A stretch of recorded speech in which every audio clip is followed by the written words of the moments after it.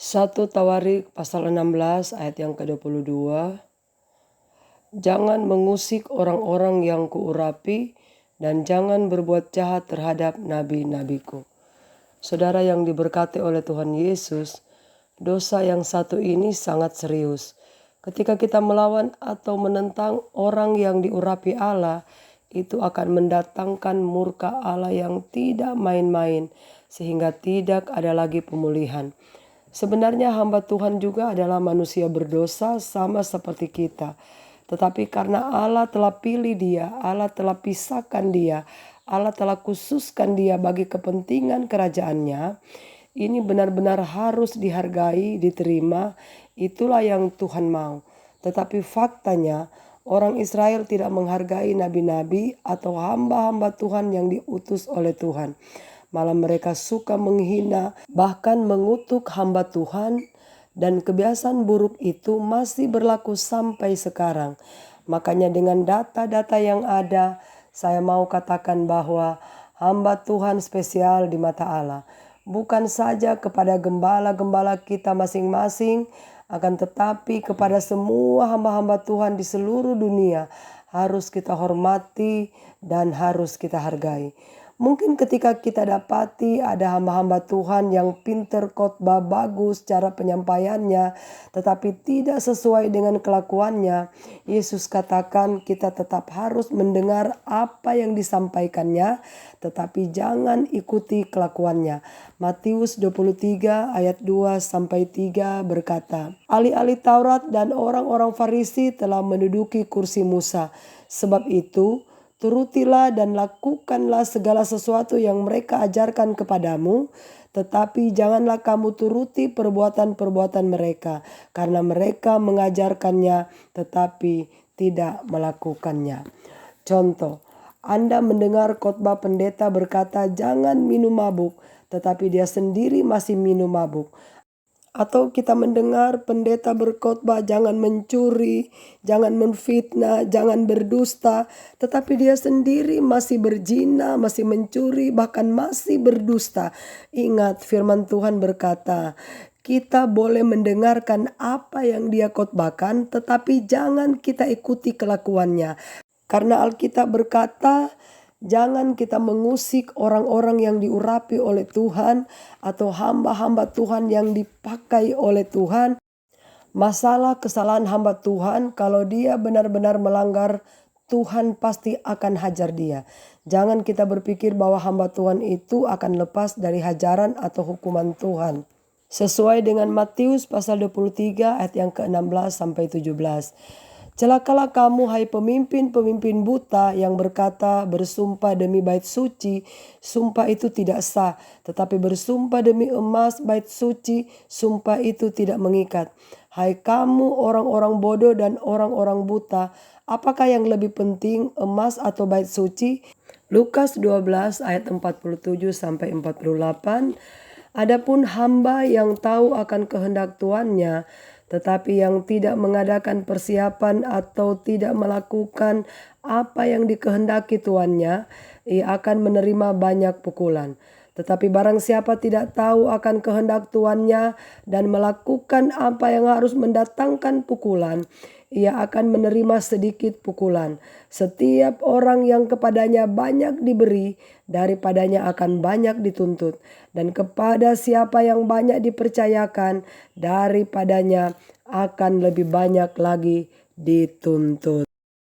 Rasul Paulus pernah berkata, jangan sampai aku mengajar, tapi aku sendiri yang terbuang. Jadi ketika seorang hamba Tuhan mengajarkan sesuatu yang tidak mampu dia lakukan, maka Tuhanlah yang akan menghukum dia. Tuhanlah yang akan menghajar dia. Jadi kita tidak boleh melawan hamba Tuhan karena kita tahu mereka adalah orang-orang yang dipilih, orang-orang yang diurapi, dan orang-orang utusan Tuhan untuk menjadi pemberita-pemberita Injil bagi kita semua.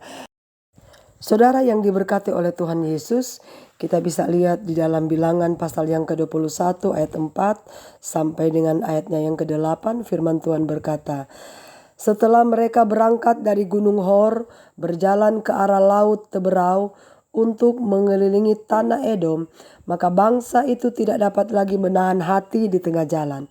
Lalu mereka berkata-kata melawan Allah dan Musa, "Mengapa kamu memimpin kami keluar dari Mesir, supaya kami mati di padang gurun ini? Sebab di sini tidak ada roti dan tidak ada air, dan akan makanan hambar ini kami telah muak." Lalu Tuhan menyuruh ular-ular tedung ke antara bangsa itu yang memagut mereka, sehingga banyak dari orang Israel yang mati.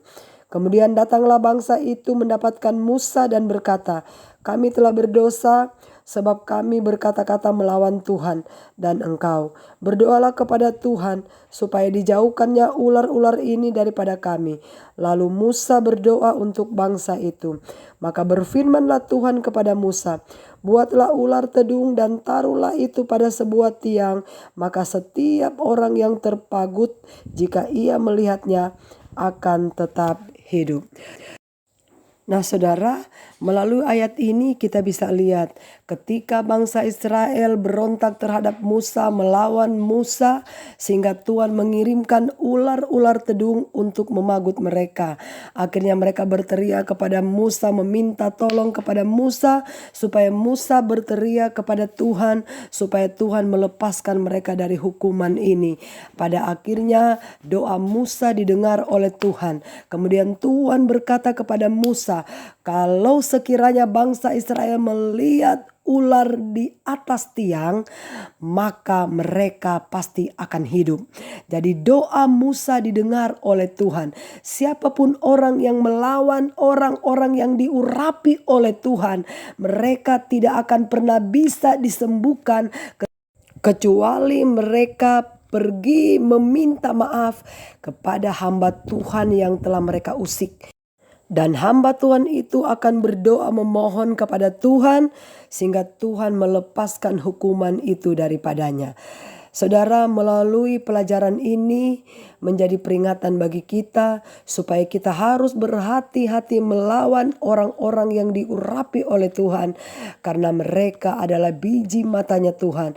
Karena Alkitab berkata, barang siapa mengusik atau melawan orang-orang yang diurapi oleh Tuhan, mereka akan menjadi lawannya Tuhan. Contoh Harun dan Miriam. Padahal mereka berdua adalah saudara kandung Musa. Karena mereka suka ngomong-ngomongin Musa dari belakang, suka sindir-sindir Musa, bahkan suka memprovokasi orang lain untuk membenci Musa dan menjatuhkan Musa dan berani mengata-ngatai Musa. Akhirnya Miriam kena penyakit kusta. Meskipun saudara kandung yang jadi masalah, Musa lah yang dipilih oleh Tuhan. Jadi berhati-hatilah melawan orang yang dipilih oleh Tuhan. Meskipun kita saudara dekat, ingat mereka ada pembela di belakangnya.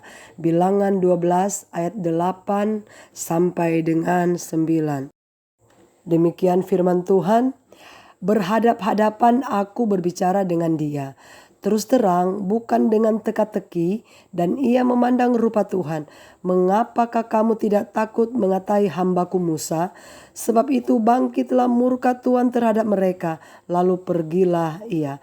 Dan ketika awan telah naik dari atas kemah, maka tampaklah Miriam kena kusta putih seperti salju. Ketika Harun berpaling kepada Miriam, maka dilihatnya bahwa dia kena kusta. Lalu kata Harun kepada Musa, Tuanku, janganlah kiranya timpakan kepada kami dosa ini yang kami perbuat dalam kebodohan kami." Seandainya ada jemaat biasa, tapi orang itu sungguh-sungguh dengan Tuhan, menjaga kekudusan begitu luar biasa, hati-hati jangan kita ganggu. Karena ada Tuhan di belakang orang-orang seperti itu. Kita bisa lihat dalam Galatia pasal yang ke-6 ayatnya yang ke-17, demikian firman Tuhan. "Selanjutnya janganlah ada orang yang menyusahkan aku, karena pada tubuhku ada tanda-tanda milik Kristus. Pada waktu Paulus baru bertobat, dia berkata, "Jangan susahkan saya, karena dalam diriku ada tanda-tanda milik Kristus." Ketika Paulus baru bertobat, banyak sekali orang membenci dia, bahkan menghina dia kemana-mana. Berhati-hatilah. Begitu juga kalau ada orang tua memaki anaknya yang sungguh-sungguh bertobat kepada Tuhan, atau sebaliknya anak maki-maki orang tua yang takut akan Tuhan, atau istri memaki-maki suami, bahkan sebaliknya suami memaki-maki istri yang takut akan Tuhan. Hati-hati, di belakang mereka ada Tuhan yang maha kuasa yang akan menjadi pembela mereka. Nah, saudara yang diberkati oleh Tuhan Yesus, melalui ayat firman Tuhan yang kita baca pada hari ini, mari kita simak baik-baik. Berhati-hatilah melawan orang-orang yang takut akan Tuhan, bahkan orang-orang yang diurapi oleh Tuhan, utusan-utusan Tuhan. Karena ingat, di belakang mereka ada Tuhan yang Maha Kuasa yang akan menjadi pembela mereka. Oke, shalom. Tuhan berkati.